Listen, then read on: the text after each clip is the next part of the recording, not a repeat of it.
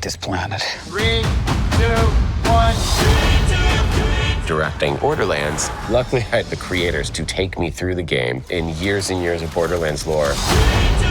The characters form this strange, dysfunctional family. What did I tell you? Minimal explosions! I said no explosions! We had to really get some education and backstory for Pandora. Would you look at that? A ladder! Unfortunately, my design doesn't facilitate this type of...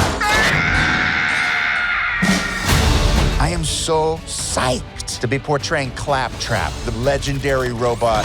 Step aside, bitches! It has pathos, it has humor, it has a lot of action. I'm so grateful that the game has such brilliant characters. In order to create such a crazy world, you have to bring a certain kind of craziness to the table yourself.